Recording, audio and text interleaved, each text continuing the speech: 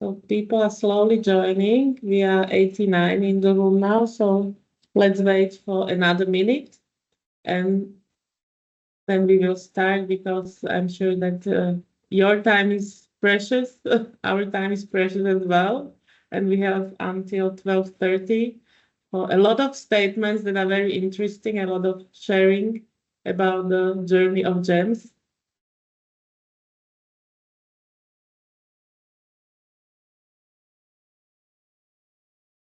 And as I see, we will also record this event.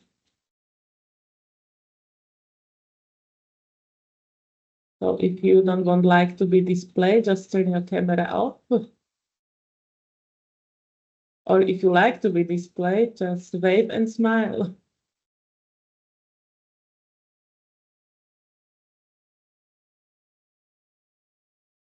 We are 98. So let's wait for the 100 and then start. What do you say, colleagues? Okay. Yes, great. So now we are waiting for the last one. Okay, 101. Good morning. Good morning, everyone. I'm Petra Masacová, and I was given the privilege to open today's event, which is also our first operation of strategic importance event. So no pressure on anyone. And well, because it's important event, I prepared the speech. So I will now take a few minutes of your time to read a little bit about how and why we met today. So today, it marks a special moment for Interreg because we come together to celebrate the culmination of a remarkable journey, which took quite some time and was very successful. The successful completion of the development phase of our loved and well-used electronic monitoring system, Jems. With Jems now completed and ready to move to maintenance and support through 2029, we look forward to witnessing how it will continue to evolve and serve the needs of our community of Interreg. Today's event has been carefully organized with the hope that it will inspire you by showcasing the incredible achievements of Jems. Looking into the future, it's clear that large IT projects will be vital in meeting the growing demands for data and enhancing our operational efficiency. And we think that Jems is it, the tool that really can work with big demand and with big data. But before we delve deeper into the features and capabilities of Jems, my role today is to thank you. And I have several groups of stakeholders and colleagues whom I would like to thank because there were a lot of individuals and several organizations who have contributed to the project success. I cannot name everyone because really along the 6 years, it has been a lot of people, but let's group them a little bit.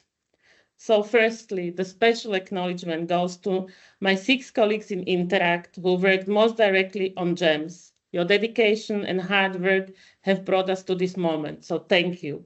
I don't know if all of these original 6 are here today with us, but if they are not, thank you, big thank you, because this is really one of the flagship projects of Interact, and without you, it wouldn't be possible.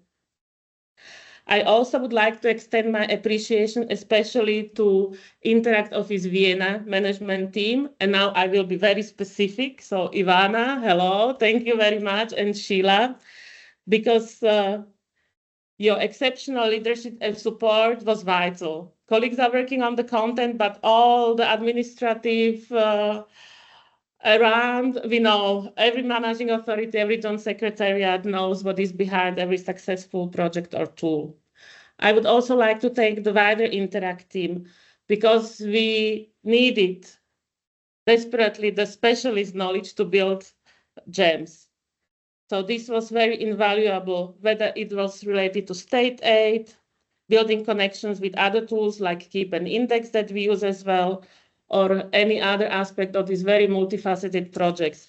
We build it up on harmonized implementation tools, which is another project without which we wouldn't be able to build successfully Jems.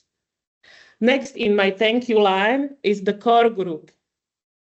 These are the programs who signed up early, demonstrating the viability of Jems, and with your ongoing collaboration, as well as the user group work, who advocated the perspective of beneficiaries, controllers, auditors, and other essential stakeholders. Again, this project would be either not done properly or much less useful and used. Then I would like to take all the programs that use Jems, and it's on my screen that 50% of all Interreg programs are using Jems, so it's a quite strong group. Your commitment to the harmonized approaches is the cornerstone of our investment of time and resources. Without your enthusiasm, belief in us, and support, we wouldn't have come this far. Another stakeholder group that is vital. We have a lot of stakeholders group that are really, really important for this project, and everyone deserves their thank you. So next one in line is our monitoring committee. So the monitoring committee of Interact. Because without your brave decision to give us a green light and to go on, we wouldn't be able to pursue this really interesting endeavor. And I still remember our meeting back in 2019. It was December. We met in a beautiful place in Bucharest and had a really long, very thorough, detailed discussion with a lot of advocating from colleagues from Interreg, but also colleagues from other Interreg programs who demonstrated that we were capable and able to develop Jems.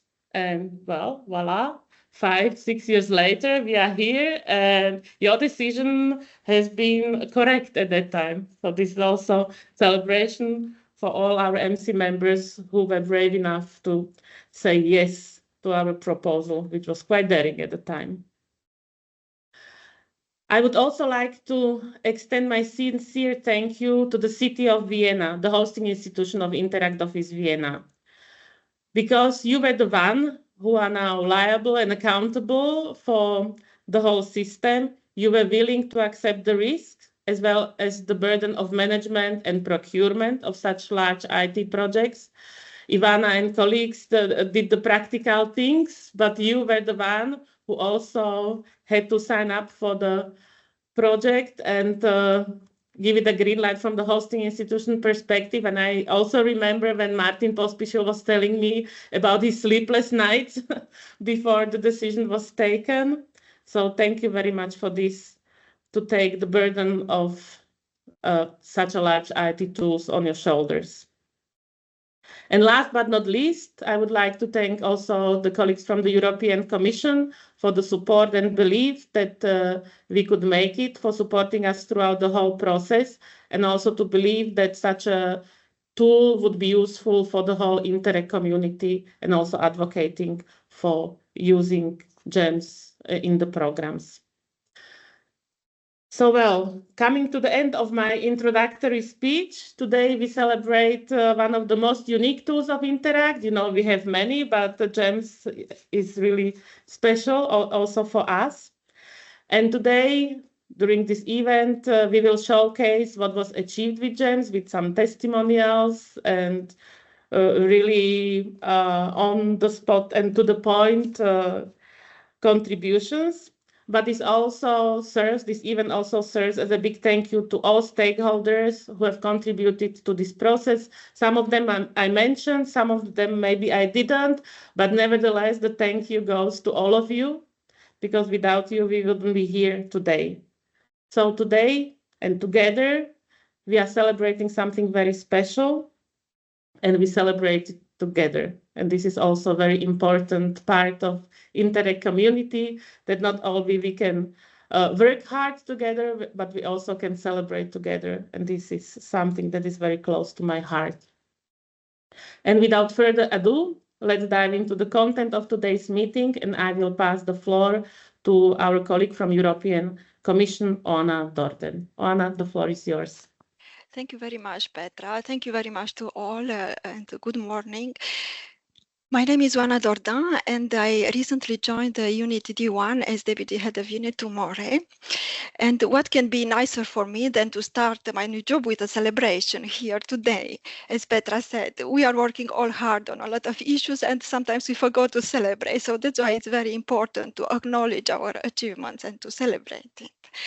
And we celebrate Jems as an operation of strategic importance for the program Interact.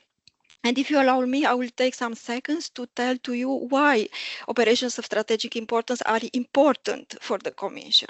So we created this new notion not to give you a new abbreviation. We have already a lot in the CPR, but mainly to give to the program authorities the possibility to showcase the emblematic projects that are driving meaningful changes across regions, and to give you the possibility to tell a story about that program, about how cohesion policy contributed to the European priorities, and to bring all these programs and projects and abbreviations closer to citizens. And we are here today with my colleagues to fully support the program on communicating on the operations of strategic importance. I may be new to the Interreg community, but I am not new to the cohesion policy. I started already 14 years ago. And when I heard about Jems, I understood that it is unique. And there are three characteristics which makes Jems unique for us. The first one is that it is a platform, an electronic monitoring system open to the whole Interreg community and bringing Interreg programs together.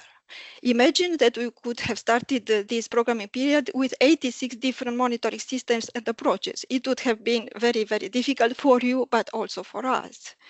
Instead, you decided as a community to work together to build cooperations, both in terms of processes and building on each other's results. With Interact, which is also unique, you manage once again to bring programs, knowledge and expertise together and to build a system which works for the majority.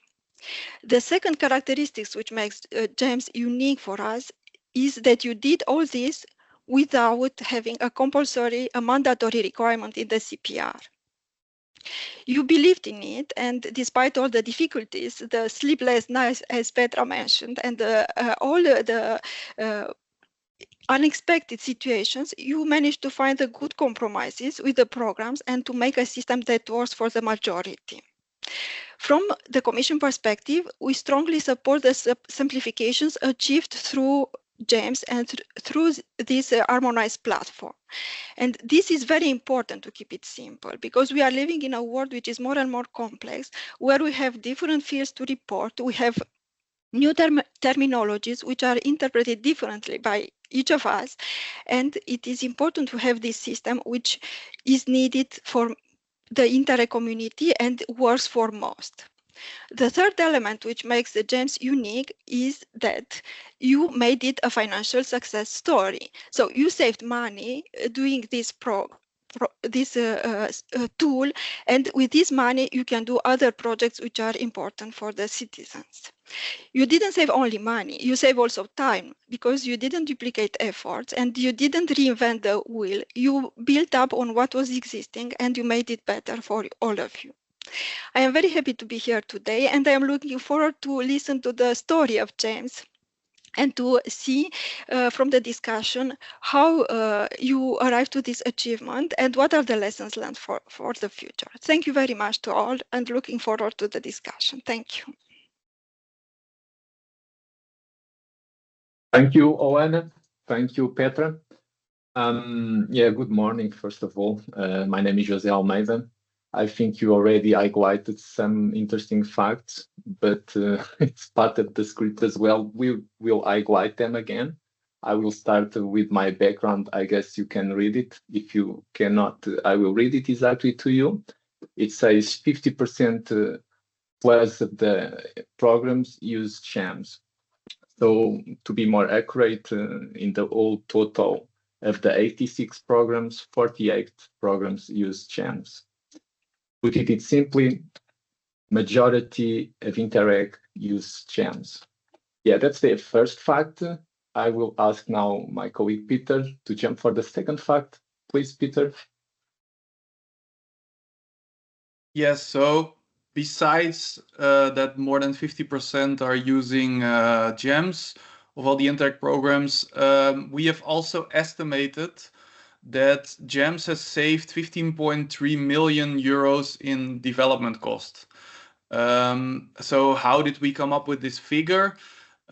We did a mapping exercise with actually all monitoring systems that are currently being used within Interreg, where we also, so we have a network as well for this, where we also compared all features that all different monitoring systems have. And one of those things was also to compare the budget for development of systems. Based on this budget, the average cost of a monitoring system was calculated for a single program. And we basically calculated that way that if 48 programs would use their own monitoring system, it would approximately cost 15.3 million euros. So that is basically the cost for each program to develop their own system. Yeah, thank you, Peter. Hello, my name is Alexandra. I'm also working in the Jems team in Interreg. And another fact that we would like to share today with you is that we've also asked Jems users about their opinion of Jems. In several surveys, we have asked different user groups. We asked our license holders, but also the end users, namely beneficiaries and controllers, about their opinion on Jems. And in the whole project, the big focus was on enhancing the user experience in the system. So to make sure that users find it user-friendly, that they can easily navigate through the system. And in the last survey that we conducted last year, we saw that actually this effort paid off, and 80% of the beneficiaries find Jems easy to use. So this kind of confirmed the usability of our system, and we're very happy to continue this path and hopefully reach even higher satisfaction in the future. Great, thank you, Alex. I think we can now start the journey and answering the question, why Jems, or how did it happen? So for that, we need to go back to 2013, yes, to EMS, the baby project. So in 2013, 4 programs sat down with Interreg with the mission to develop a joint monitoring system. So it was a big challenge because imagine these 4 programs, they had to make compromises. So in other words, they would need to find an harmonization. They have to shape process as they used to be and find a way that they could work together, you know, simply in the same software, same rules for everyone. We call it harmonization, right? And they succeeded somehow, right? We know that history. So at that time, they start to make some demos. As they start to develop the first models, they demo to the community, and programs who found it interesting, they joined the cause. They realized that they could use the software. They could make that compromises, and more programs joined EMS. They signed the license. So at the end, they were around 40, I think 38 to be exact, using EMS. And okay, yeah, and I think I can take 2 outcomes from it. EMS was an early proof of need for a joint monitoring system, and the number of signed license speaks itself, right? And the second point is that it's possible to have a harmonized solution. Also EMS, I like that it was also a good outcome from EMS. And actually looking for the 2 outcomes, I would say this is the foundation of the joint monitoring system itself. Yeah, so programs use it, and somewhere at the end of the program period, the previous program period, of course, they start to ask, what's next? And what would be obvious is that Interreg would take EMS, and develop the new requirements coming from legislation on top, and something like EMS2, EMS Plus. There were a couple names. People were creative at that time. But we know that didn't happen because, you know, life is not perfect, neither was EMS. And we did some analysis, preliminary analysis, interact with core group mainly. And we found some issues, critical issues, let's say, on the level of the user experience. Like we know the EMS was not good on that level. People would lose themselves, navigating the software. And we would need to simplify the workflows. Yeah, it was not intuitive. There was also problems about the system performance. EMS would get quite slowed down when a certain number of users were in the system at the same time, and in some worst cases actually crashed. So there was a lot of work on that as well. Interoperability, well, this was not an issue, but the lack of it. EMS didn't have a way to communicate with external systems. It would need to be developed there, and it would be a big challenge. Yeah. And then at the end, the quality assurance, I think everyone who used EMS knows that there were a lot of bugs there. It's more complicated than that. I tend to say that EMS code at the end was kind of spaghetti, I made a hotfix for a bug to fix a bug, and another bug was created. And it was like this never-ending story that somehow affects my mental health. All right, yeah. So put it clear, what do I mean by critical issues? I can translate that to other way of saying, so the cost to solve these issues, the effort, the cost, would be roughly the same as developing a joint monitoring system from zero.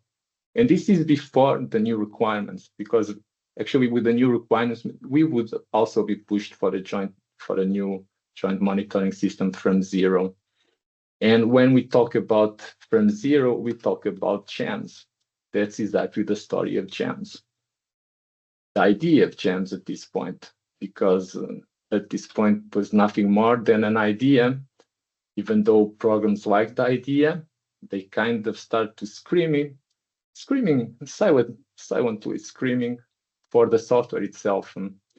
And to pass from the idea to software, to make it real, we would need the support from our stakeholders, from the important stakeholders. That means our Interreg managing authority, obviously City of Vienna, our hosting institution, and the monitoring committee at the end. Yeah, we have them today with us. Maybe not today all. City of Vienna, unfortunately, could not attend at this time the meeting, but had the courtesy to share with us a video, send us a video. All right, so I will start with Petra. Petra, if you remember still those times, maybe you can share with us some moments, or basically how did it happen? Well, Jems is not our first attempt to electronic monitoring system. Some of you might remember that the predecessor was EMS, and already that was a success in its own right. But then we felt that the need is there, and that maybe something bigger could be done, something more robust, something that we will hold not one programming period, but more. And yeah, that's how the colleagues came up with the idea. Maybe let's build something new. And we had several suggestions. So this was not like the only one. Wow, let's start from scratch and let's build a totally new product. But our colleagues in Vienna really gave it a long thoughts and long discussions how we could continue. One was the build on what we had, the other was starting from scratch, the other was not to do anything, just leave it as it be, and everyone is on their own. But at the end of the day, the idea of having a brand new product that hopefully will withhold not only 21 and 27 period, but beyond. Well, let's see what the future will bring. But yeah, I think that was mainly it. Really the good start with what we had in the past and trying to build up something that is even better that is more long-term, and that is also more user-friendly for our stakeholders, for our customers, the programs, and at the end of the day, the beneficiaries, because who is the first one in the front? It's the beneficiary who has to fill the application form. And to fill, well, we have 86 programs. Imagine someone applies with 86 projects to 86 programs and has to fill in 86 different forms that look totally different in different systems. Well, I would say it's an administrative nightmare for a municipality or a region or whichever beneficiary. So with Jems, not only we saved a lot of money, but we also helped the beneficiaries to make their lives easier. And I hope they appreciate it. At least 80% of them does. So for me, this is the big achievement of Jems, to help those who really don't have that much resources or time or knowledge or skills when they want to apply, to make it easier for them. Not only to apply, but later on when they are successful, to report and to get feedback from the secretariats. Good. Thank you, Petra, for your words. We are thankful for your support, of course, through all the journey, actually. As I said, unfortunately, Martin is not here, could not attend the meeting, the event, sorry. So I would ask Severina, right, if she could play the video. In 2019, something very important happened. The Interreg Monitoring Committee assigned the task to develop and deliver a completely new monitoring system to the Interreg office, Vienna. Work started immediately in 2020, despite of the pandemic. In 2024, version number 12 was delivered after hard and long work to all the programs. And now in 2025, more than half of the Interreg programs are using this tool as a common instrument for the programs. Austria is celebrating 30 years of European accession this year. And I have been personally covering most of this period in the context of European affairs. Honestly speaking, I would like to say that in all this time, this project was one of the biggest and most relevant and visible in all of this period. And we are very proud to have been part of it and delivering such good services to so many programs all across Europe. I would like to thank my whole team and all stakeholders for contributing and for working together in such a good spirit, and would like to wish you all the best for the future. Thank you. Yep, great. Thank you, Martin. Pity you not be here. We are also very proud. So our very important stakeholder as well, MC, of course, the monitoring committee, is with us Frank, who is no longer MC, I believe, but I guess he still has some vivid memories of those moments. Please, Frank, you have the floor. Yeah, good morning. Good morning. Thank you, Jose, and good morning to everyone.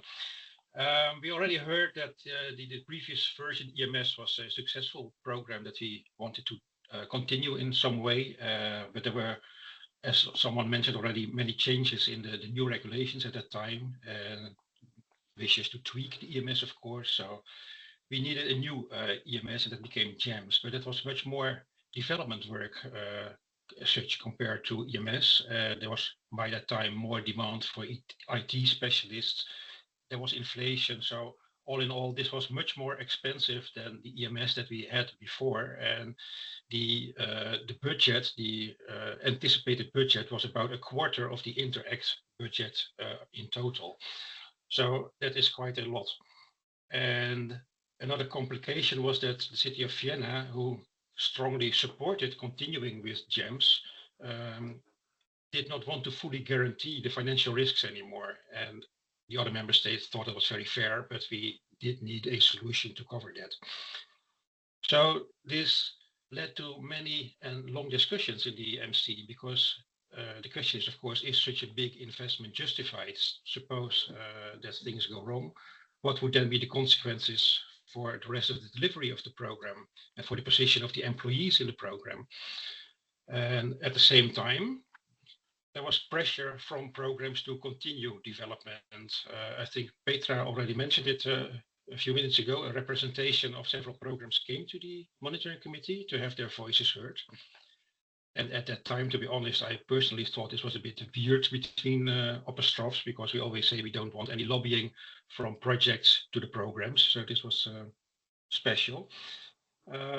But it did help to make visible what the importance of GEMS could be for the program. So all in all, after all these discussions, the monitoring committee wanted to honor the needs and the wishes from these programs, all the programs, and also make these big savings for the community possible again. So this led to really good and in-depth discussions in the MC, and we took some measures to modify the risk to not see the program go bankrupt.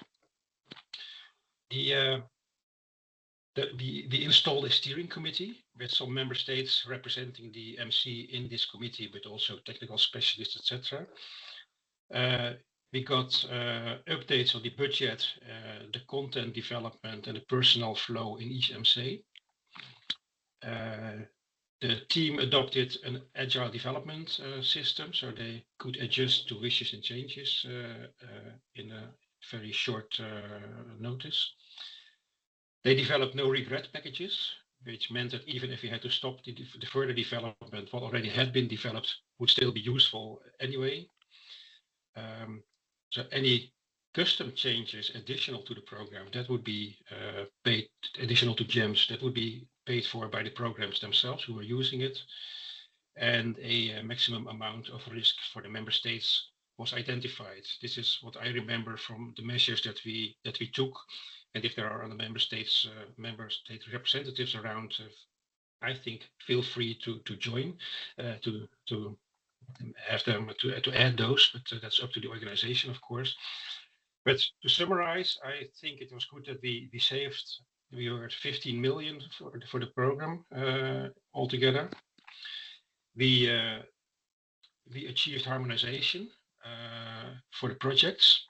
50% of the programs are using it, and 80% of the beneficiaries find it easy to use, which I'm very happy to hear, by the way, because we usually always hear the complaints about all the fields that they have to fill in, but 80% happy is very good, I think, for a program that is mandatory. And I also think it is a proof of a strong and tangible Interreg identity together with the other systems that we have, such as Keep. It's a good example of Interreg responding to the needs in the field, and therefore very much worth celebrating today. Thank you.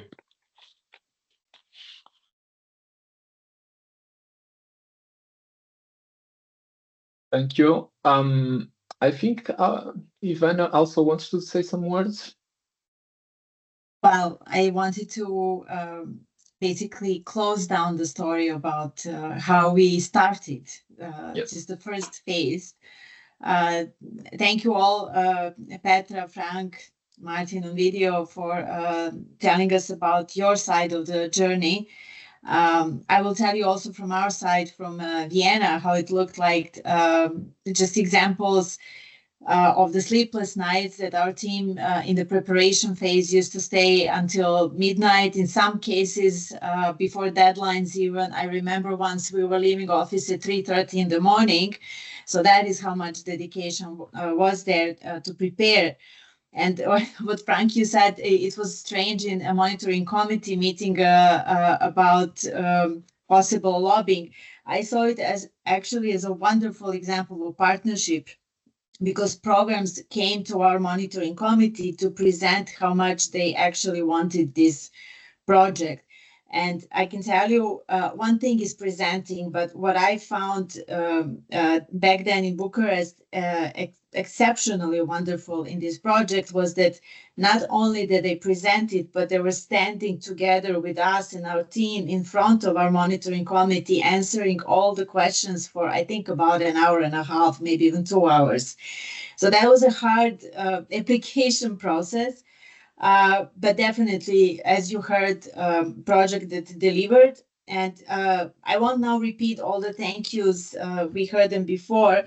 I share every single one of them. But what I want to emphasize here once again about this project is the fact that this was really true multinational, multi-stakeholder, multi-governance type of project. And you don't see it necessarily at the beginning when it starts, but as it develops, you realize how many stakeholders are involved. We have basically chain of partnerships. We had different public administrations. We had managing authorities from regional administrations. We had ministries, so national level, member states involved in the project. We had our hosting institutions. So yes, City of Vienna was fundamental in this process, taking financial and legal liability at the end and supporting our office, but we shouldn't forget other Interact offices also and hosting institutions from Finland, Denmark, Spain, and Bratislava self-governing region. So you have all level of governance involved in the project. You have programs, you have joint secretariats, you have different nationalities, different mentalities, different cultures working together to create something which is harmonized and simplified. And I know that it sounds now like so fireworks. It was a hard work for everybody, but this should not be forgotten, especially in today's climate that we are working in, that cooperation in Europe is possible, even on this scale. And we also should mention Cloudflight, the company that was developing together with us the system, the software. Then you have also then the private company as a part of this process. We had programs even at the beginning when we were struggling with our human resources. They were lending their staff, so they were members of joint secretariats. I will mention, for example, Central Europe here. They gave their staff to us to work on this project. So, that's why I think it's very important to say that this is exceptional partnership. We started also in the COVID times with lockdowns. We had team members who joined Interact between two lockdowns, moved from another country to come to Vienna and work on it. We had also people coming just for a year as maternity replacements and living with us for a year, leaving their families in the back home. I will mention Anna here. So it's just exceptional thing, I have to say. And I will just finish now by thanking the team. So you see here the core team, Alexandra, Jose, Aya and Genia, who unfortunately decided to go after the project was wrapped up. And then Peter, who moved from Netherlands to Vienna between the lockdowns. We also had, as I said, Anna, who joined us temporarily. And at the very beginning, we also had another team member, Yuri, that I would also want to mention here. So the team that was behind this, together with Sheila, as Petra mentioned, our financial manager, keeping us all under strict control, how are we spending money, and at the same time, Kevin, who was making sure that our communication skills are properly maintained. So without them and without all of you, this wouldn't be possible. Thank you. Thank you, Ivana. Great words. Let's now dive further into the process and also see how we started Jems and how we worked in Jems. And we would, of course, in the end, try to narrow down and actually go really into Jems and show you some achievements we did. So what we learned from EMS, basically, Jose already explained briefly what technical issues were. But what did we learn from the way we worked in EMS as a project? So these are the processes that we thought we could improve. So we looked at EMS and how it was done. And basically the outcomes were, thanks to also an impact evaluation, that we should be more transparent in the development process, more open towards programs. We should try to involve stakeholders, being the programs, much more, being both core group and the user group. And also we should be more flexible in terms of requirements, and also be adaptable to new situations. So of course we followed regulation, but there were also requirements coming from programs. More about that in a minute. This was one of the reasons why we actually went for the agile methodology. And since this kind of meets those needs, since it's a very transparent process, because you try to do things together with the users, with the stakeholders. So this looks quite complex, but we're going very briefly through it. So by now, our users, so a lot of the participants here are also users, they are probably already Agile Scrum experts. So we were using Agile Scrum. So Agile is a set of philosophies, and Agile Scrum is a methodology. We had these sprints, so they were which followed to sprint reviews. So they are development cycles of 2 weeks, and we had in total 107 of those bi-weekly development phases, which always end with a meeting, which is a sprint review. So we had 107 meetings to develop Jems, basically, and you would imagine that with so many meetings, probably they would not be so lively, but programs were really engaged. And yeah, this was the place where they could really influence the development process. So I think on average, we had like 30 to 40 participants each meeting every 2 weeks for the last 5 years, where developers were presenting what they developed. And then programs were giving feedback. And then we as Interreg would either give the response that we would explain the use case and justify why something was done. We would understand the particular issue and try to improve the user friendliness, because maybe it was not so intuitive. Or programs who did testing, they found maybe issues, and we would then try to solve them and change the requirements, and in the next sprint improve those features. So then also, how does this then work with releases? Because you sometimes then hear also the word release. As Martin also explained in the video, we had by December 12 releases. So releases are basically a bunch of those sprints, development packages, put into one big package that would then be sent to programs. So programs would every release get a new version of Jems that it would install on their server. So we are not managing Jems, but every program has their own installation.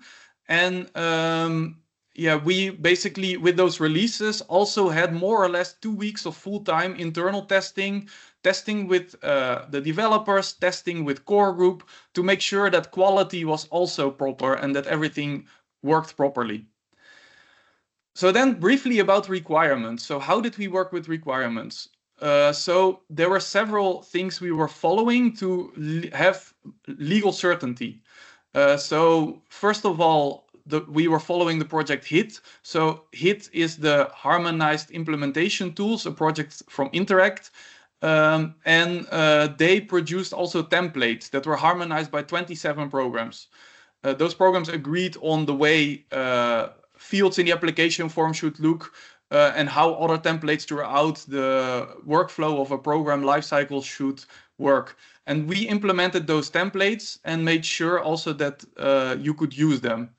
Then also we worked on usability and user friendliness through all the testing, also involving different types of stakeholders. So we also had end user tests with beneficiaries, controllers, managing authorities, making sure that the system is intuitive. So users would click around through the software, and then we would look if they could find certain things that they were supposed to find without the necessary guidance, so that it would really be intuitive. Lastly, thirdly, of course, we were obliged, of course, to follow the regulation. So we also looked at the regulation. HIT also was following regulation. We looked to make sure that the system is compliant with the regulation. So both CPR and the Interreg regulation. And then lastly, we also looked at customizability to see if the system could really meet all specific program needs. So we also gathered more requirements with experts from programs, and as Petra already mentioned, also our Interreg colleagues who all have their networks on specific topics like the controller network, audit authority network. We have a network on accounting functions. So whenever we had modules to build for those specific features, we were also consulting them. Also in the end, what is maybe interesting to note in terms of legal certainty, Jems was audited. So we had a system audit by an independent company, and this audit was concluded positive. Programs can use this audit report to save effort in their own system audit. So thanks to this agile methodology and the short development cycles, as well as actively engaging stakeholders in all those different ways, I believe personally that we reached this high satisfaction and this user friendliness of 80%. So it's also because of this process in involving everyone. Yeah, thank you, Peter. Exactly. So this stakeholder involvement ensured that we actually reached this high satisfaction.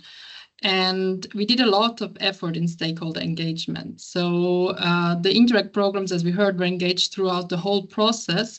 And this is why in the end, I think we can say that Jems is a monitoring system designed by Interreg for Interreg. So it's really a community system.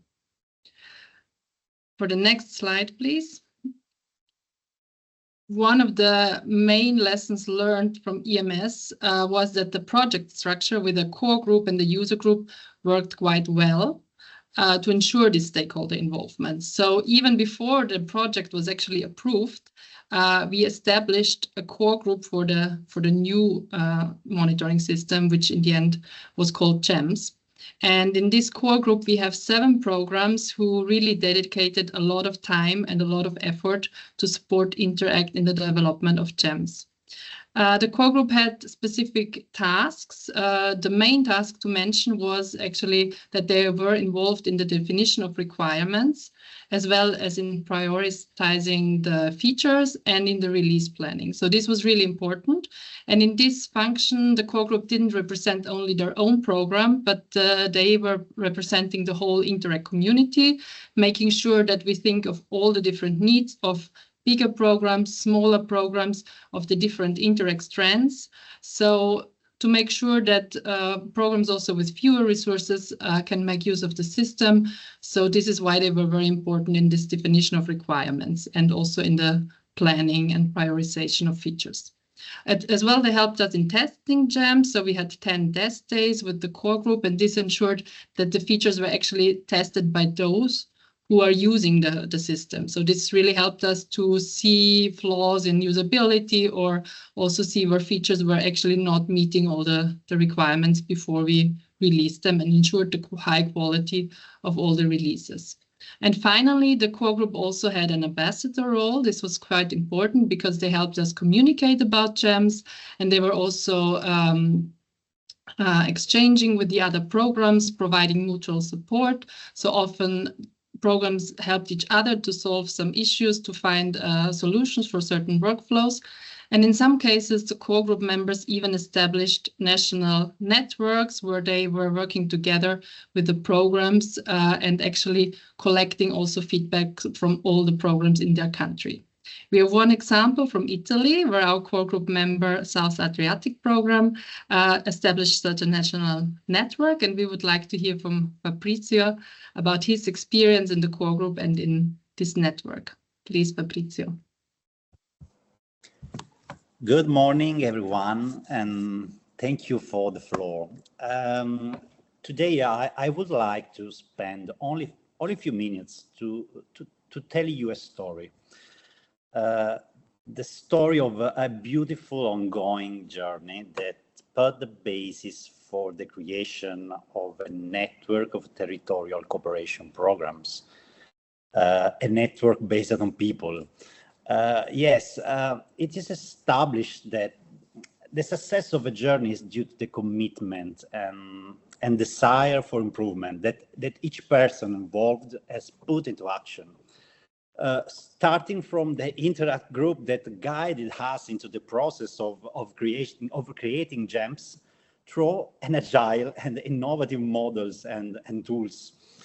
I remember in January 2020, the Interreg IPA South Adriatic program participated for the first time as an effective member of the core group, with I'm of supporting the analysis of requirements of a new platform that would later take the name of GEMS.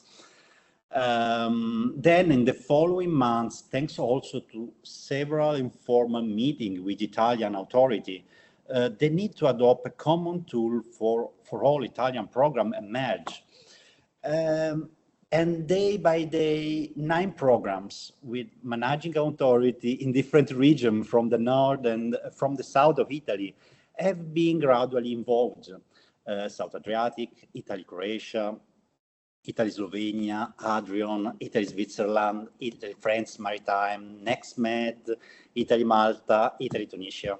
All together with the aims of sharing experience and problems and to improve the usability of the system, but also to maximize cost and saving time, very important for us. Then a technical working group has been established. An agreement has been signed with the formal commitment from everyone. But we did all this to have a single and shared vision of all functional and technical requirements, to not replicate similar functionality or plugin, and also to avoid flooding the Interact help desk, but also to increase the value and the weight of requests present to the core group. Another important aspect was the definition of a collaborative approach and an operative methodology for all of us. So the GEMS Italian group adopts the same approach proposed by Interact core, user, and thematic groups. So we start to do online meeting every month in proximity of the core groups, homework from Interact shared with all Italian programs, topic covered often in preparation of the core group, and also physical meeting every 6 months hosted by the various managing authorities. In short, this approach allows us, Italian program, to team up and start working in synergy on various common fronts. But at the same time, it was an agile tool at the service of Interact to improve the development of the GEM platform. In conclusion, if I have to give a title to this story, I would think of a journey within a journey, where technologies, methodologies, but also, and more important, people have been integrated for a common goal. Thank you very much for all Interact. Thank you, Fabrizio. That's a very nice journey within the journey, basically, as you said. So, yes, so this was very important that the core group was not only 7 programs. On the next slide, we can see actually who these 7 programs were, whom we thanked already throughout this event. But you connected actually to the many other programs in the user group. So maybe we can go to the next slide. Yeah, here is actually the 7 programs. So again, as said, thank you. But as said, you were connecting actually to the bigger user group. So this was a very important role of the core group. Yeah, and the user engagement, as we already heard, was central in the project. So we have established various communication channels with the GEMS license holder, but also with the programs who were interested in using GEMS.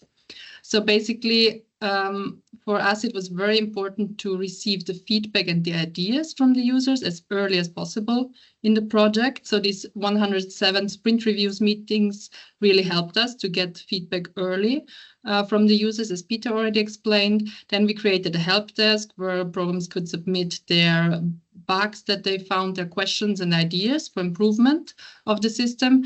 And these ideas also later feeded in this wishlist voting. So we had 2 voting rounds for wishlist. We'll hear a bit more later. And also we conducted, as we heard already before, some surveys to see the satisfaction of the users. Then in terms of sheet in full screen, is there an issue with the sharing? As I see, there was a message. It's fine. Okay. So basically, in terms of training and support, we provided a user or provide a user manual that is still updated.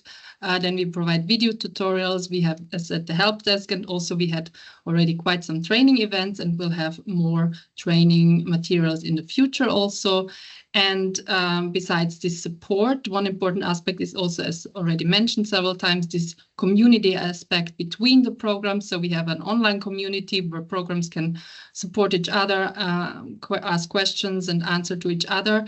And we have a regular user group meetings. So till now it was twice a year, and also in the maintenance phase, we'll still continue once a year to meet in the Jems user group.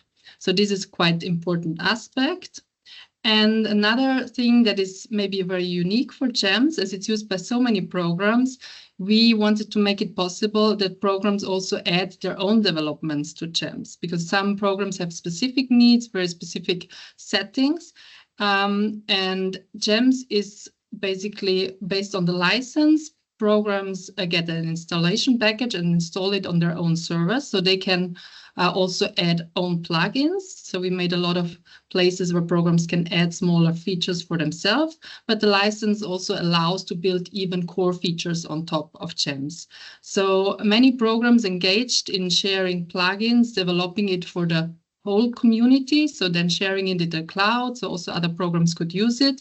And some also added their own core features, which some of them we as Interreg were also able to integrate in the Jems standard package then in the end. So thanks also to all those programs who even engaged in this development process with their budget and their resources. So this makes, I think, also Jems a unique project in this sense. Yeah, and then finally to say that the user group did not only engage in our events and all the activities that we were actually guiding, but throughout the process, they also started their own activities, even without Interreg participation, active participation. Of course, we followed their activities. And one very special activity, I think, was that 2 programs, namely the Northern Periphery and Arctic program, as well as the Central Europe program, decided to host a post-sprint review meeting, where after our sprint review meeting, they had their own meeting to discuss these own developments, other interesting features that they had developed, or whatever issues they had in the workflows. And these meetings also continue now in the maintenance phase. So I would like to ask Michaela, who is a very active member in the user group throughout all these years, to tell us a bit about your experience in the user group and about these meetings that you have established.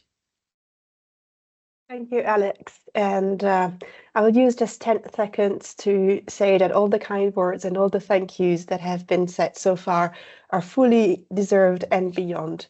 A massive thank you to all the Interreg team and everybody who has been participating into developing Jems, because it makes a big difference for our users and for our programs and for our team. So thank you. Now about the user's experience. There's so many things that come to my mind, and the one and foremost is to say that there's a lot of expertise and a lot of experience in the people involved in the Jems development.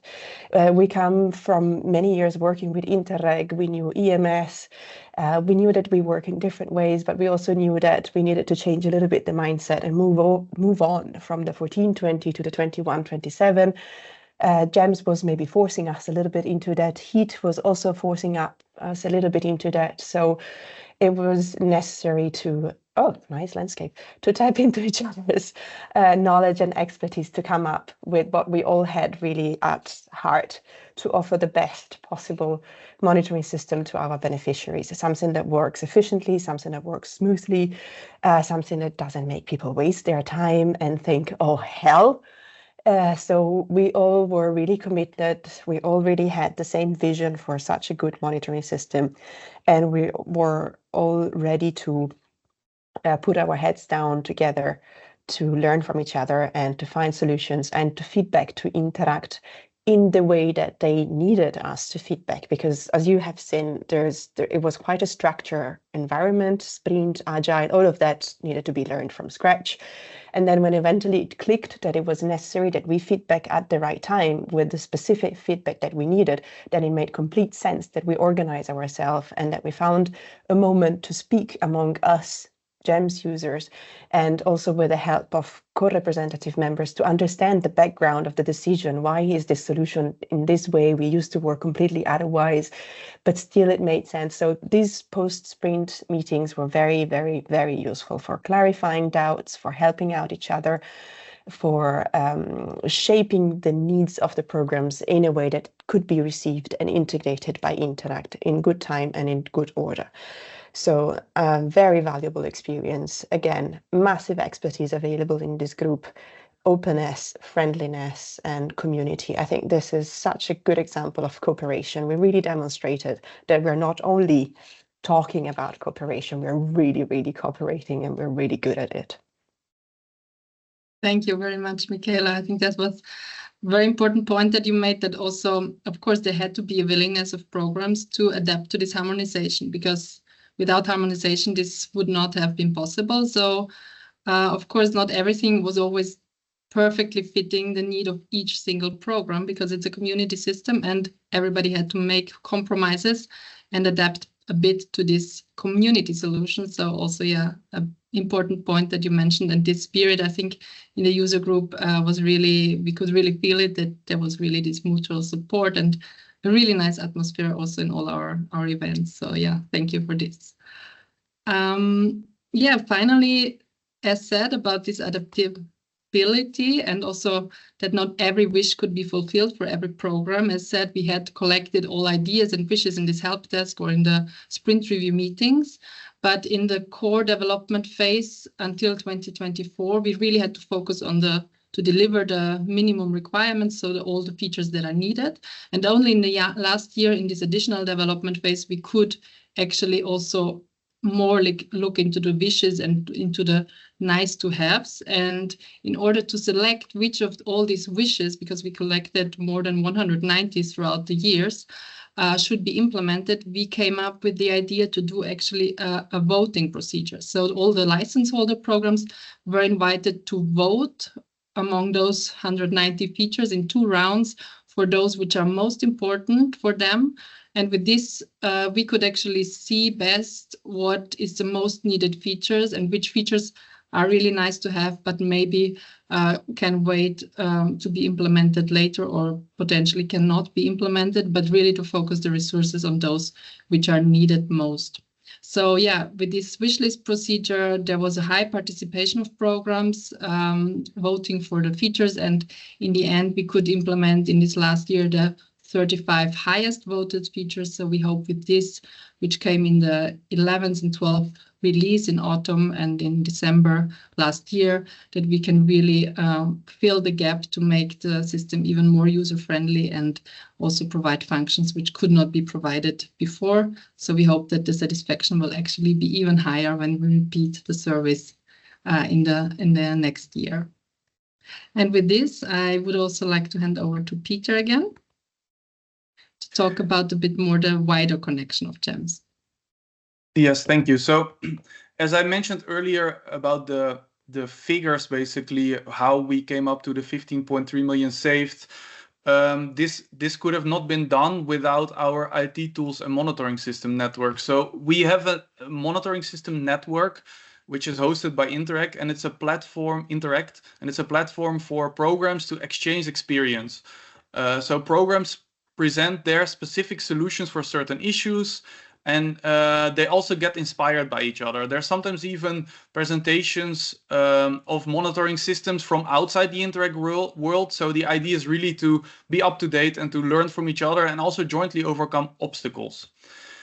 So Interreg Europe is also an active member of the IT Tools and Monitoring System Network. Verena and Alexandra are here from Interreg Europe. You are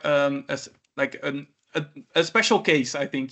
So you joined the core group and then realized that your requirements are different than the majority of programs. Being an interregional program, you decided to sign the license agreement and be part of the group of license holders so that you could get inspired by GEMS code, but also by programs using GEMS. And it was great also to work with you as a program. Could you maybe share your experience with this process and how you got inspired by GEMS? Hello, thank you, Peter, for this introduction. So yes, indeed, Verena and I, we are from Interreg Europe, and we were part of Jems core group. And I want to say that it was a great experience. I can only second what Michaela was saying about the exchanges with the program representatives there and the cooperative spirit. It was amazing, also for us as a program, but also on a personal level. So as you said, in the end, we decided to go a different way. It's not because we had any issues with GEMS as such, but it was more on the hit side when we realized that Interreg Europe business logic and our way of monitoring is not compatible with that of A and B programs. And this, on our side, implied too many uncertainties and issues with developments of the add-ons or even modifications of the core code. But GEMS and HIT is still a big reference for us, especially on the finance and audit side. So we are trying to stay close to each other and exchange. And it also helps that we have the Northwest Europe program, who is part of the GEMS core group, and they are hosted by the same MA, so it's easy to exchange also with them. You were also at Interreg always very available for us for exchanges. So this was a great experience. And I think it's also appreciated by our beneficiaries, who are often in projects in different Interreg programs, but they are not confused by the system and the solutions we use because they are very similar, and then they can participate in Interreg Europe and in other Interreg programs and use the same logic in the system for reporting. So it was a great experience for us. We don't have the same system, but we are not far. So I just wanted to say congratulations to the GEMS team and thank you for all the cooperation and exchanges that we had with you over the years. Thank you very much, Alexandra. Yeah, that was great. Yeah, we of course also were we were also trying to be critical. So we have now been very positive. So maybe Alexandra, you can show the next slide, because we would also tell you things that we learned from GEMS. Because of course many things were great. It was, for example. It was not, of course, always very easy to manage the expectations of 48 programs. So being so transparent and so open with many stakeholders is sometimes also challenging. Also, the legacy of EMS there were many programs who used EMS. It led to programs having specific pictures in their head, and it takes time simply to adapt to new solutions. So that was also something that we were continuously working on. We noticed also that a sound decision-making process is key to success. So also this wish list procedure voting, this worked really well, and being as democratic as possible was actually a great example of working well. And sometimes there's also the need to say no to specific requirements or features that require a lot of effort. So programs also needed to put in some effort to focus on this harmonization to be able to use GEMS. And lastly, the main point, or the last point, Agile Scrum is also a methodology, and it's very flexible, but it's also not perfect. So one of the harder things, so you work in short cycles and it is easy to adapt. It is quite hard to show a full picture of the project scope at the beginning of the project and to have really a long-term vision. So we couldn't, for example, tell to programs in the beginning what would not be done. This is kind of hard to do with Agile. And Agile is in that sense also maybe not perfect for really big public institutions. It worked out well with Jems, but just to also explain the other side and to say that there are some things that we take on and that we learned from working in this entire way and to work in this process. So with that, we have gone through the facts and figures, and we would now like to go into more detail into kind of a dialogue with programs to discuss features and elements that were interesting in Jems. Maybe a last thing is also all those things we have discussed now, we are working with creating a capitalization document, and we will also publish this soon, which also captures those lessons learned and this flow. So this might also be something to look out and forward to. But let's go into the dialogue. So yeah, in the Jems community, we have various Interreg programs coming from different strands using our system. And those programs have very different requirements concerning multilinguality, application forms, call settings, call management, application form models. They were designed to meet all those specific needs from the different programs. So let's ask some programs how they are dealing with those specific requirements in Jems. For this, I would first like to invite Florian from Euromed to share their experience. So how was your experience with the functionalities in the program setup? And could you make the system multilingual? Your program uses multiple languages. And was it easy for you to put your program-specific requirements in the program setup? Yeah, good morning, everybody. Thank you, Peter. Yes, indeed, Euromed has two official languages, French and English. At the beginning, we were expecting a lot from Jems multilingual system, and on the whole, we were not disappointed. Well, when we put on Jems online for the first time, more than 3 years ago, we were able to put both versions, English and French, online at the same time without a real problem. One of the advantages of the systems is that any ad hoc corrections that are brought out by our partners can be made very quickly, even when the system is running. Another advantage is that we can easily share language files between programs, as we already did in the past. That's a good point for collaboration. The translation system also enabled us to modify a little the behavior of Jems, at least from the user's point of view, without heavily modifying the core of the system. For example, we deactivated 2 questions in the application form in this way, and it was very easy. We thought about using the call-specific translation system during its development, as we found at first the system with common labels for all calls a little restrictive, but at the end it was sufficient. We didn't need to customize each call in a different way. However, we think that this feature is very important in order to allow very fine customization for each program. The only difficulty with this system, from my point of view, was the management of version upgrades, particularly with custom keys and keys resulting from modifications made by our provider.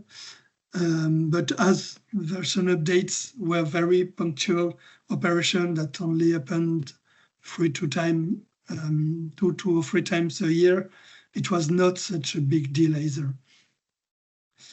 Except this more specific point, we are very satisfied with the translation management system, and Jems has been able to adapt to the vast majority of our program-specific requirements. So a big thank you to the Jems team and for their works, and to all the programs who helped to build the tool. Thank you. Great, Florian. Thank you. So we also have another program here in a completely different corner of Europe with a different context.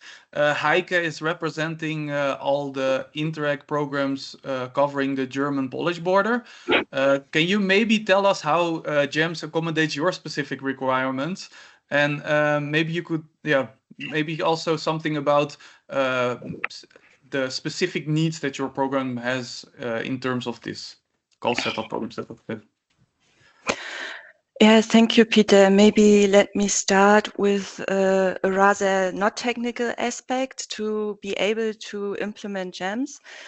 We decided in this programming period to have a formal cooperation agreement with the German land Brandenburg for the implementation of Jems in our 2 cross-border German-Polish Interreg programs. And this results in the situation that we are now exchanging more closely on issues regarding Jems and program management. We are supported by the same technical host, which is a public IT company, and by a subcontracted private service provider. And we are sharing also costs for additional Jems developments. This is really also an important aspect for us. But how does Jems support us in the program and course setup and regards our requirements? We are a bilingual program and using Polish-German. And as we made the same experience as Florian, we, in addition, created also a small application called the Jems Translation Helper to support us in translating larger chunks of Jems once at a time. This is quite handy, actually.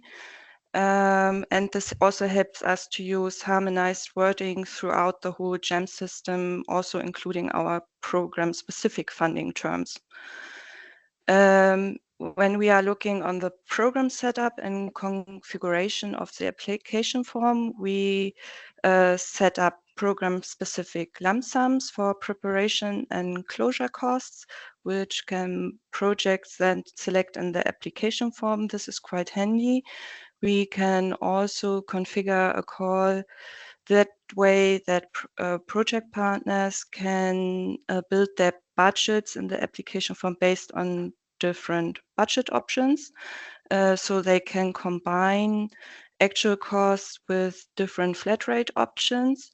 And with regards to flat rates for staff costs and other costs, we are also using the option up to of a maximum percentage, because we had been approached also by projects with high investments in equipment, external expertise or infrastructure, that the allowed maximum percentages of 10% or 20% are too high. So this really helps us in the sound financial management of the overall program budget. And lastly, I want to give you an outlook how we are planning or how Jems is supporting us in planning and configuring our next calls. We started into the program period with closed calls, having an official start and end date, a deadline for submitting application forms, and being open for all specific objectives. For the upcoming calls, we are now planning to adapt this approach and to allow the ongoing submission of applications for limited to a few specific objectives. This is totally manageable in Jems. We are further thinking about to open ongoing calls for small-scale projects with total budgets up to €100,000 with simplified procedures. And Jems can support us in the simplification, so we can adapt the application form with cause-specific translation, for example. We can further limit available budget options to projects. We can apply the draft budget method, which means once a project is approved, we can create project-specific lump sums. And of course, before submitting any application, we can simplify our plausibility checks and use this specifically for a call. This is quite handy. So this as a small insight to how we can use Jems and regards our requirements. Great, thank you very much, Heike. It's great to hear also that you're using such a wide spectrum of simplified cost options and that you're able to do this in Jems. So as you heard also, the call setup allows to launch targeted calls with customized application forms, different budget settings, meeting program-specific requirements. And some programs also launch their calls relatively early. And the Jems development was at that time quite under pressure to make sure that we would deliver call management and the first application form module in sufficient quality and in time so that those programs could use the functionality. We also have Christoph here from Interreg Europe. Welcome. Can you tell us about your experience with the first calls and how was it for applicants? Did they encounter any issues? Hello, everyone. Yep, from Interreg Northwest Europe, Peter. Sorry, yes, no, of course. No problem. I mean, to answer shortly to your last question, surprisingly, we did not meet any specific issue when we launched our very first call. But of course, to give you some background, I mean, the launch of the first call was not the starting point for us in Jems. As it has been mentioned, we've been involved quite intensively in the Jems core group. And we did also invest quite a lot of time and people internally, especially at the start of the program, because we launched our first call even before our program was approved, early 2022. And at that time, I remember that on top of the person involved in the core group, Isabel, we also recruit, or we had an intern who was quite involved in the Jems testing, and we offer a short contract, I think for 9 months. And the key point was really to test and test and test again to make sure that when the call will be launched, everything will run smoothly. And indeed, that was the case. I mean, first of all, the setup of the call was quite easy. In our case, we have a 2-step application process, and this works perfectly well. The main issue I could remember when I went back to my emails was that we noticed that many applicants, or at least a significant number of them, did not use these pre-submission checks before submitting. And we did also some review of this, and there was a clear message towards the applicants that feel comfortable, feel free to run those pre-submission checks, because otherwise you may miss the deadline. I think that was the main point when we launched this process. Otherwise, everything really runs smoothly, and all applicants managed to submit on time. There were no specific bugs, and we were quite, and we are still quite happy with the system. Great, thank you. So I hope they're now getting used also to that the pre-submission check is at the end of the application form. Maybe by practice they also get used to that. Yeah. Thank you very much, Christoph. And Alex, maybe you can proceed. Yeah, thank you, Peter. So we heard now about the basically application stage in Jems, and now we would like to go over to the reporting and management verification phase, where we also would like to hear experience from the programs. And as a first speaker, we have Claudia from Central Europe program, because you kind of with the transition from EMS to Jems, you also innovated your reporting process. So we are interested to hear what you're doing now in Jems and how this has improved your workflows. Please, Claudia. Yeah, thank you very much for the possibility. And yeah, also a big thank you to Interreg and all the stakeholders to make Jems happen. It was a long and great journey. I already started working with Interreg with EMS, and yeah, Jems was a good experience. And I think based on the learning with EMS, we really made Jems a better and more flexible tool. And this is where I'm coming to the reporting. So for the 21-27 programming period, Interreg Central Europe decided to follow a new approach related to reporting on project level. And the decision was to disentangle activity and finance reporting. So why did we decide to go for such an approach? There were several reasons for it. On one hand, we got feedback from the beneficiaries that a faster reimbursement would be highly appreciated, especially since our program, we do not use advance payments to beneficiaries. In the new programming period, a lot of simplified cost options came in, which changed the budgeting and controlling and monitoring, and for the beneficiary, the reporting of costs a lot. So in particular, the use of flat rates and made it much easier to report the costs. And we had also a look in our previous programming period, and we saw that the main reason why the reporting took so long, or the clarification of the reports, and then the payment took so long, was that clarification related to the content took longer than clarifications on finances. So in order to pay out the finances, we had to wait until all the content-related clarifications were done.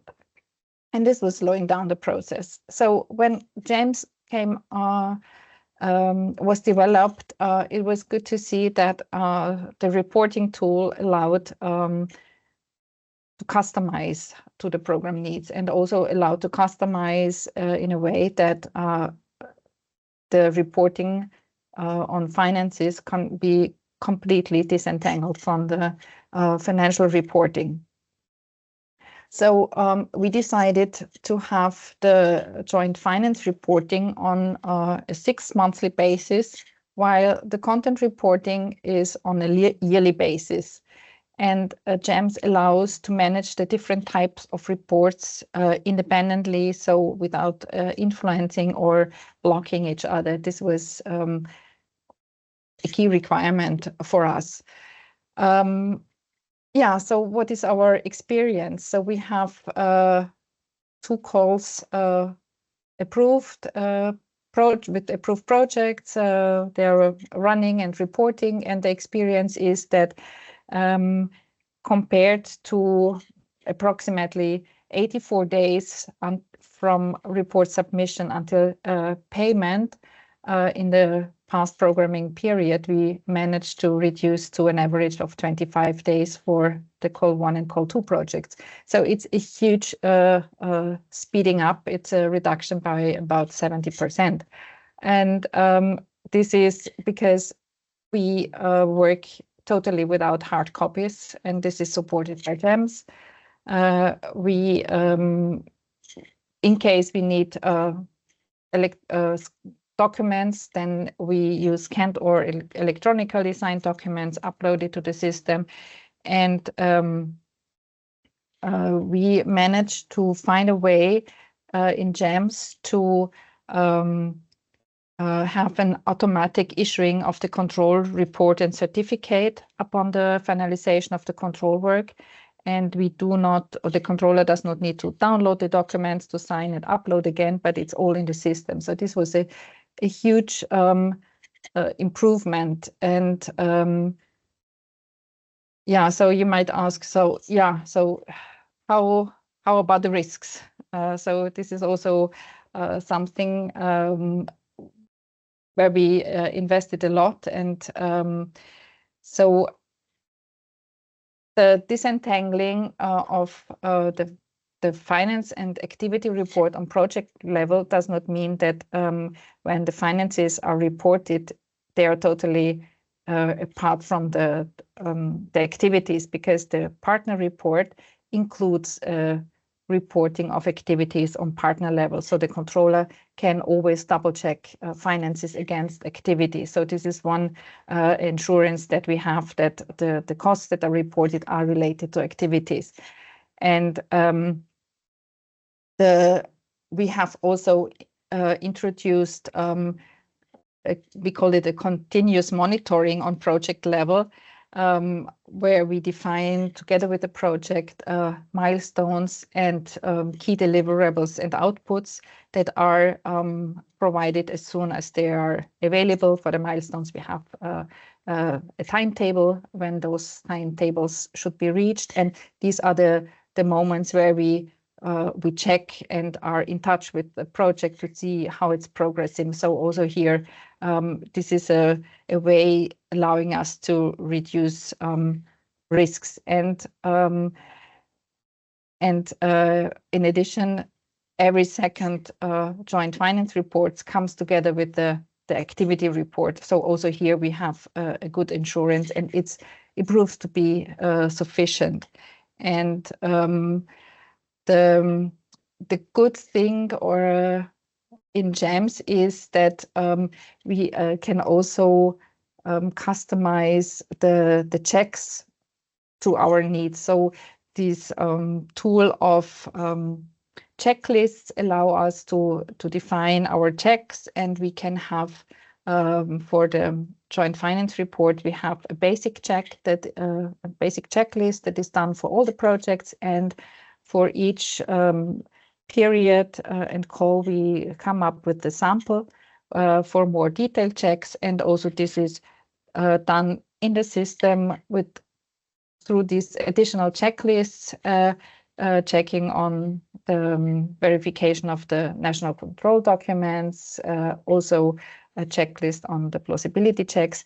And this is a very nice way of working. And for the moment, we see it as a big improvement, and projects are happy to be reimbursed faster.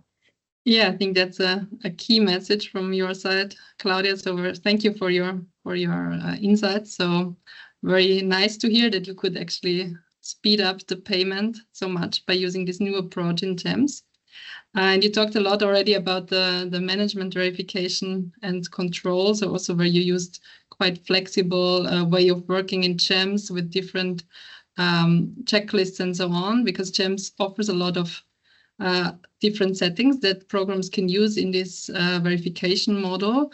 And as next speaker, we have Anna from Romania. She is working in the ministry, which covers actually 6 CBC programs. So the managing authorities of 6 CBC programs. And you're kind of coordinating Jems for them. And you also did a big effort in harmonizing the management verification approach and worked a lot with the controllers of all these 6 programs. So please, Anna, tell us more about what you did and how Jems helped your work. Hi, Alex. Thank you. Indeed, managing 6 programs simultaneously is no small task. Unlike Italy, we are hosted by the same institution, so we have this advantage.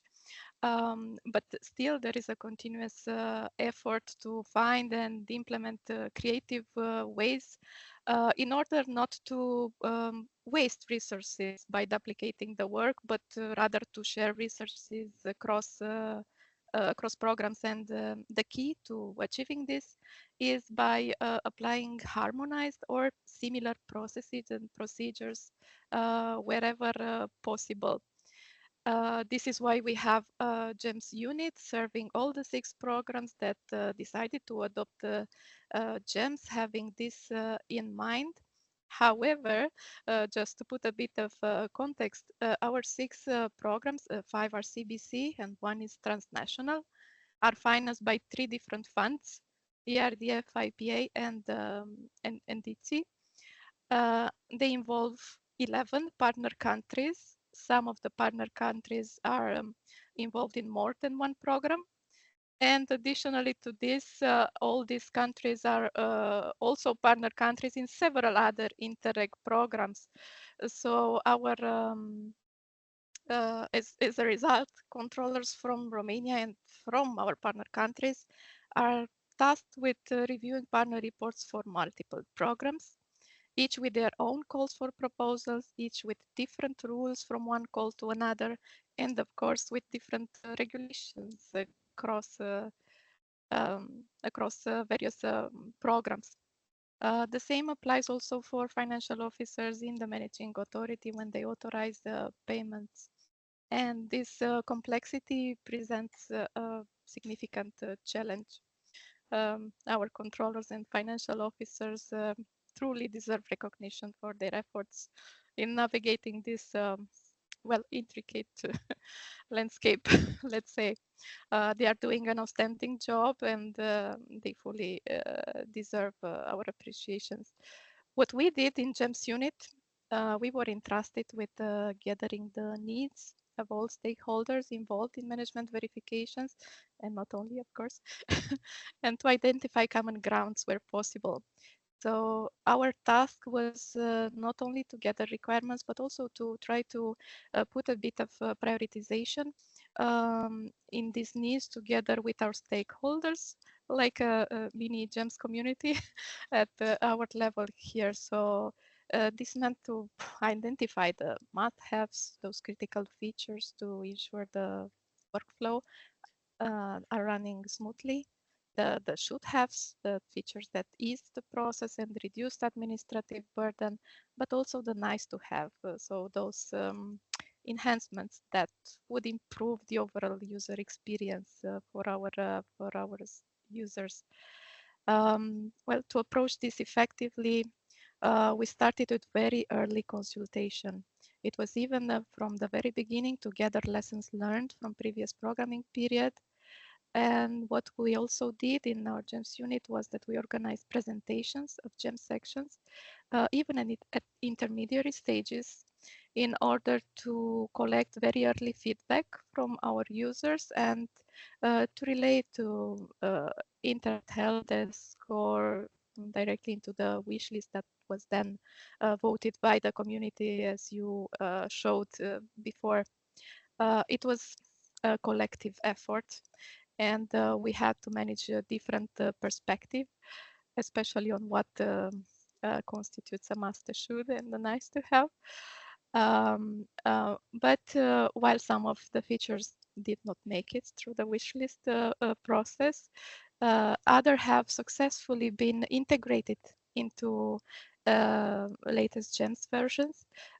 We installed last version 12 early this year, so very short after it was released. So even that there may be still some situations, exceptional situations when some workarounds has to be identified. Still, I'm very happy to well report that no blocking issues have been raised by our controllers. So we obtained this by our unit and our colleagues being very committed to provide ongoing support. We organized and we still organize intensive training so that everybody is up to date with the workflows in Jems and the small changes they have compared to EMS and the other electronic monitoring system that they were used to to work with. We expedite responses through our help desk, so we try to be as fast as possible. And most important, last but not least, let's say, we offer procedural guidance that aligns with Jems workflows whenever necessary to our programs. I would like to pass a warm hello and big thank you from our heads of managing authorities that couldn't join today, and also from my side. I was able to look at this project from all perspectives, being part of all kind of groups and even your team for a short while, and being in touch with end users. And I just want to say that I met and I worked with highly motivated, resilient, and very inspiring people along this journey. And it's not only that we work together, but what the result we have now is this very useful electronic monitoring system that saves resources and is making a lot of difference for so many. Thanks, Alex. Thank you, Anna. Yeah, it's great to hear from your experience. And as you say, you were really an important connection to the end users, to your controllers. So by doing all this work and making this effort to really hear all these wishes, we could also, of course, come closer to meet all the needs and satisfy the users, hopefully, with these last releases. And I think, yeah, you were very active in feeding into the wish list, and I think that really paid off to do those things which were still missing. So thank you for all your dedication. And finally, about the management verification and reporting, we would now like to go to our speaker, Aleš from Slovenia. You are also representing several managing authorities of 3 programs, actually. So you're a bit similar setting as in Romania. You are dealing with the Jems as such, and you have a very special approach for risk-based management verification in Slovenia. So you really made an effort to develop a quite extensive methodology when calculating risks, and you're using actually Jems, making use of the API that Jems provides to extract the data for your risk calculation and then feeding it back into the sampling, risk-based management verification sampling in Jems. So I think very interesting approach, and I would like to invite you to tell us a bit about this. Yes, thank you, Alex, and thanks Interreg for developing the Jems system. Because it's in this respect is so much better than EMS was. So the API, which stands for Application Programming Interface, actually helps us to do our management verification on a risk-based methodology that we developed, as you said. And when we tried to implement it as a plugin within the Jems, we seen that we had to touch the core if we gone down that path. So in reality, what we did, we implemented the methodology in our own system that basically uses all the aggregated data and then can calculate the risks, but all the data is automatically taken from the Jems via API. API gives you a lot of possibilities in this respect, and even Jems as such, as a core functionality, also works within the API, so it's using the same call functions and returns the data, so you can completely customize it in a way. And we are basically pulling the information about the invoices, the partner reports, the names of the partners and so on into our own system, where we do the math in principle and calculate the risks and only select the invoices that's to be checked. This is a novelty actually in legislation, that it has to be followed. So in reality, this risk-based methodology was developed for this reason.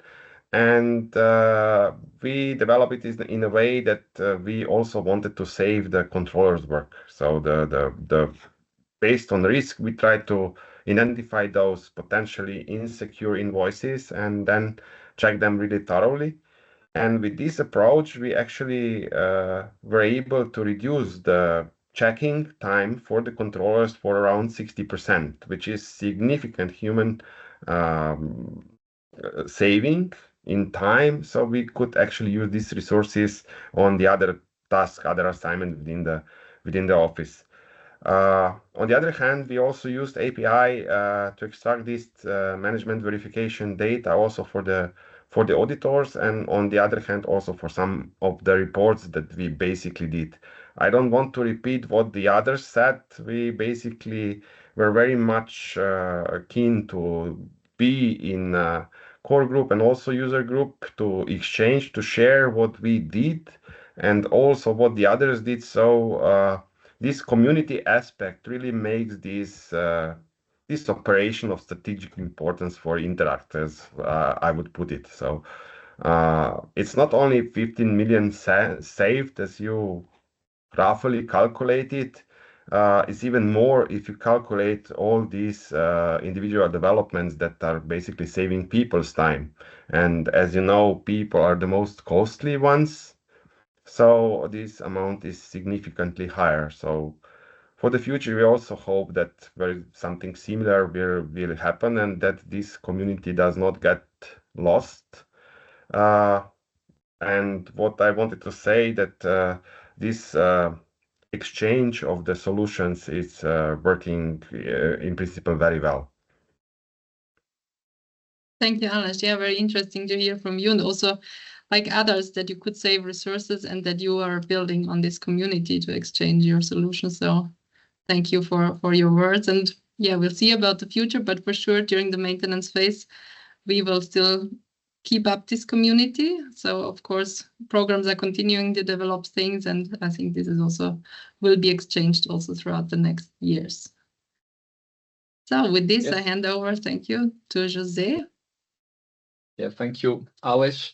It was really nice to see a real use case of the Jems API, which is actually the topic of this new section, I will say. It's about, for the people who doesn't know what the API is I said in the beginning, this requirement that we identified in EMS, interoperability, the capacity to communicate with external systems. Yeah, so we identified the requirement. Of course, we implement in Jems as a powerful Jems API. Why then you can do pretty much with it. And right now I go through some of the stakeholders that will give some examples how they use it. So the first one is Simona from Italy, Croatia. I know that she used the Jems API to solve some issue. I mean, I don't want to spoil it. Please, Simona, tell us how Jems API was important for your program. Okay, thank you, José. Good morning, everyone, also from my side. So before to explain how the API was crucial for us, I would like to give you a brief overview of the Italian national requirements. In fact, in Italy, we have all the documents received and sent by the administration, and all the electronic documents are subject to mandatory registration. In fact, starting from these requirements, the API was essential for us because we had the possibility to respect the regulation by creating a web application that receives data from Jems through the API and sends back the necessary information to the other Italian systems.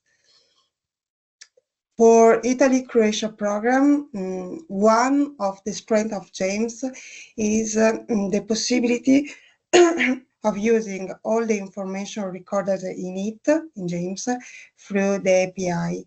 In fact, we use also the API to link Jems with our accounting system for the payments of beneficiaries in order to avoid the risk of errors in the manual transfer of data.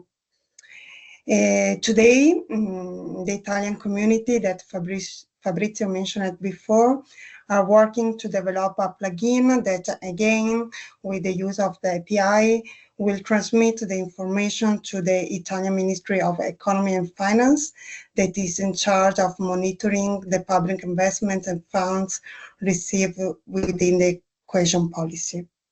So finally, thanks Interact for the work that we have done with Jems, because we think that the use of API is very important, I think, for all the program. Thank you. Thank you, Simone. It's quite inspiring how you managed to surpass such a tough national requirements. Hopefully you will inspire other programs with the Jems, with the use of the Jems API. Okay, so we go next for Central Europe. Amund is with us. I will give the floor to him. I know that he's been developing not one tool, but many. Please, Amund, tell us about. Yes, thank you, Jose, and good morning to everyone as well. So at Interreg Central, we have been using the integrated Jems API in several ways. So both internally and also by external developers have also found this very useful. So for instance, our program website, we display a lot of data that comes directly from Jems. This includes our project gateway, where visitors can then easily filter and explore our projects, for example, by country, priority, or call. On this website, we also have an interactive partner map that lets people see which organizations are working together on our projects, and is pulling all this partner information directly from Jems in real time to populate this map. And all of this is, as I said, then powered by the Jems API, which makes accessing all this data very smooth. Internally, we also developed quite a few applications or solutions that use the API to generate real-time reports on projects or the progress of our projects. These tailored reports help our colleagues in monitoring our projects much more efficiently, and it's also complementing the overviews that are already available in Jems. But these reports have a more focus on what's important for our program specifics. As we all know, Jems is more of a community platform, so you can't tailor reports and information for every single program specific needs. But the API is very helpful here in generating your own program specifics more into the process that you have around your office. Another example of how we use the API is to how we transfer the data to Arachne, this anti-fraud tool. And this is a simple export, but the main thing I think about this is that because the Jems API is the same for all programs using Jems, we were able then to easily share this solution that we made with other programs, so they could also use it without much adaptation on their side needed. We have also received such tools or solutions from other programs based on the API that we integrated into our own workflows. And this has also saved us a lot of time and effort as like a payback, so we can share back and forth. And I think this is one of the biggest advantages of both Jems and of the Jems API, that once a program has developed some useful solution in some way, it can then be shared and reused by other programs. And in this way, we can then pool our efforts as a community together and avoid duplicating work and build then on each other's experiences forwards and saving time and money, I would say. So thank you very much for this. Thank you, Amund. Wow, it was great. And good that you kind of popped up this. Yeah, it's true that not only you develop the tools, you also share. Really a model, Amund. Great. Yeah, it's a lot of tools you did, and you are not the only one actually. There's a special program that also develop tools. It's the Interreg program as well. We also develop tools that connect with Jems. I would like to ask Keep.eu. I would like to ask Janne from Keep.eu to give some words about it. Please, Janne. Yeah, thank you, Jose. Jems is also very much appreciated internally in Interreg, as it provides a lot of possibilities for interoperability. And for the two Interreg products, Keep.eu and Index, Jems offers different data transfer possibilities. For those who might not be familiar with Keep.eu, Keep.eu is a knowledge management platform which provides information on Interreg programs, projects, and partners from year 2000 to date. And as we have heard today, GEMS offers a lot of possibilities for interoperability. And one example of this is the data transfer from GEMS to Keep.eu. For the programs using GEMS, the data transfer to Keep.eu is enabled, taking advantage of the GEMS API and a dedicated Keep.eu plugin, which we developed in the Keep.eu team. The Keep.eu plugin for GEMS was created together with the GEMS team around 2 years ago, and it has been enhanced during the GEMS development since. Keep.eu plugin is taking advantage of the GEMS API, and it exports the needed data directly from the program's GEMS with a predefined format. And because of this, the dataset is generated by the plugin, and it's directly compatible with Keep.eu's data import mechanism, and it allows us in the Keep.eu team to fetch the data whenever it's needed. And thanks to the GEMS API, it was very easy to create the plugin, where we in Keep.eu team could define what data is needed and export the data in a compatible format to Keep.eu. And for the index, I would like to give the floor to my colleague Ilse. Thanks, both. Yes, indeed, as Jan already mentioned, we also benefit internally from all the possibilities developed in GEMS. So it was very interesting to follow the journey and listen to the discussions today. And basically, as everyone said, GEMS is not just about simplifying monitoring, it's also about making data work smarter for programs. And building on this GEMS work, especially on simplification, harmonization, and also benefiting from data maturity we have at the moment in the systems, in monitoring systems, Interreg could develop the next step and work on a pilot called Index. And Index is a tool that helps programs to share data in an automated way, which allows programs to see partner engagement across different programs, spot similar ideas, avoid overlaps, and this already from the application stage. And Index builds on GEMS by connecting data across programs. And how does it work in practice? In practice, it means that the programs that are connected in Index, they share application data like basic information about the partners, budgets, indicators, some application data like summaries, work plans. And this data is shared via API connection. And because of the API, this data can actually be shared in an automated way, in making sure that programs can have access to real-time data at any time they need, and there's as little efforts needed from the program side as possible. So in that way, yes, the data that comes from GEMS can support the program work on assessing applications, really seeing where the partners are engaged, if there are like risks for negative overlaps, but mostly Index was developed to support positive synergies. Yes, and that's more or less how we also connect to GEMS work and benefit from that. Thank you, Ilse. So great. So we now heard from many stakeholders. We are kind of concluding the GEMS journey, and we have heard how GEMS was set up, how development went, and by programs how they use GEMS, and also what is great about certain functionalities, going through the program setup, project lifecycle, and also looking at how data, how GEMS can be used to connect to other platforms. So a lot of things. With that in mind, we would like to hear from the European Commission. I think we have Maura Gillen present. What is your global impression of what you have heard today?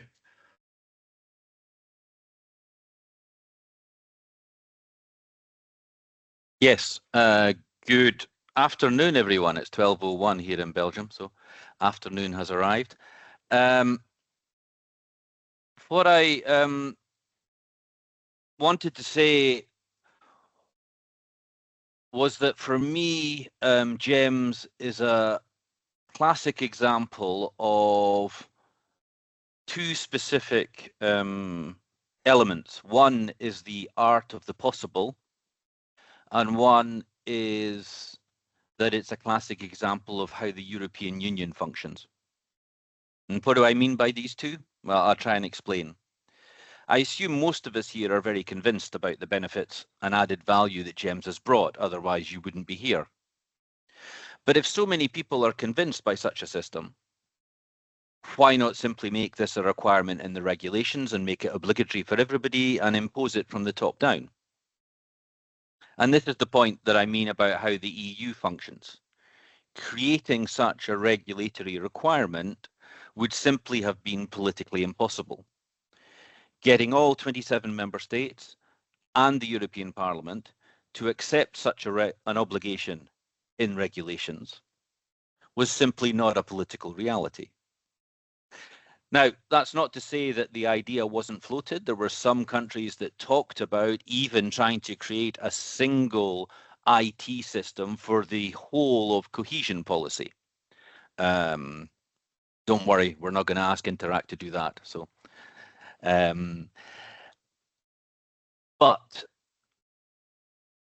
when you boil down that kind of work, when you look at the work that we've heard today about how to create such a system, how to define the details to be included, trying to fix those with precise regulatory wording would never have worked. You could never get there in the time available with the reality of the partnership that you are working with in these kind of situations. So if that's the political reality at the regulatory level, how did we end up with Jems? Well, what we've heard very clearly this morning is how Jems germinated, was created, and how it grew. And this is what I meant when I referred at the start to art of the possible. Jems is clearly a necessary, beneficial, advantageous, and logical tool. And it therefore grew organically out of the Interreg community from the bottom up. It has filled a recognized need. It has grown into a widely adopted voluntary system, and it has saved considerable amounts of funding and also resources by allowing a focus on more impactful tasks among programme authorities and joint secretariats.